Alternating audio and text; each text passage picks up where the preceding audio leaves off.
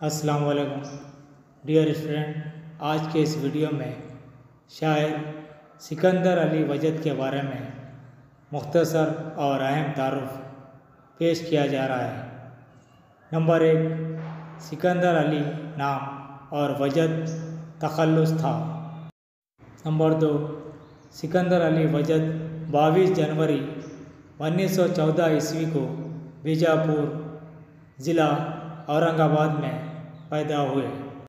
Number 3، Sikandar علی وجد 1935 عیسوی میں اردو کی مشہور یونیورسٹی عثمانیہ یونیورسٹی سے BA کا امتحان کامیاب کیا۔ نمبر 4، سکندر علی وجد نے 1937 عیسوی میں سول سروس کا امتحان کامیاب کیا اور سرکاری نوکری کے مختلف مراحل تکمیل کرتے ہوئے سخت محنت و جستجو سے ضلع سیشن جج کے عہدے پر فائز ہوئے اور اسی عہدے پر سبکدوش ہوئے۔ نمبر 5، سکندر علی وجد نے 1929 عیسوی میں اردو شاعری کا آغاز کیا۔ سکندر علی وجد غزل اور نظم دونوں کے نامور شاعر تھے۔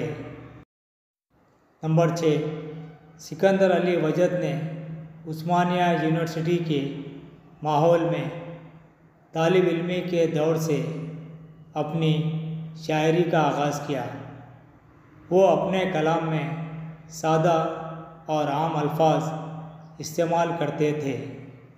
نمبر 7، سکندر علی وجد نے اپنے کلام میں قدرتی مناظر، حسن و عشق، سیاسی کشمکش اور انسانی پیکر کو خاص موضوع بنایا۔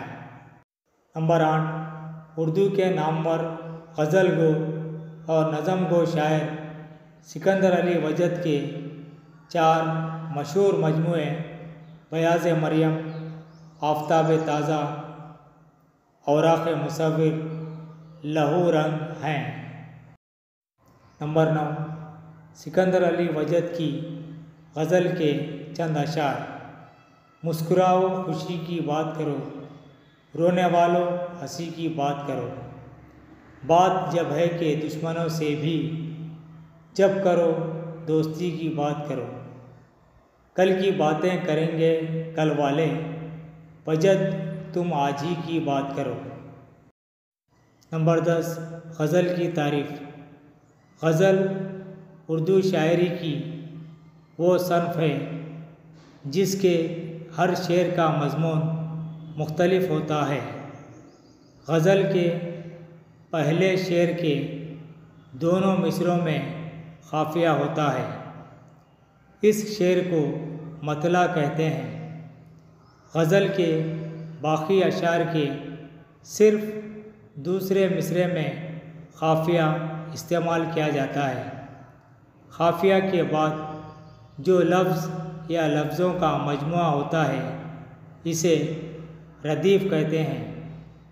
غزل کے آخری شعر میں شاعر کا تخلص ہوتا ہے۔ اس شعر کو یعنی آخری شعر کو مقطع کہتے ہیں۔ نمبر 11، اردو کے نامور غزل گو شاعر سکندر علی وجد کا انتقال 1983 عیسوی میں ہوا۔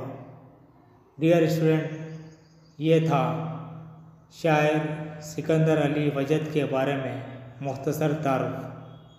ڈیئر اسٹوڈنٹ، ان ویڈیوز کو کافی محنت سے وقت نکال کر آپ کے لیے بنایا جا رہا ہے۔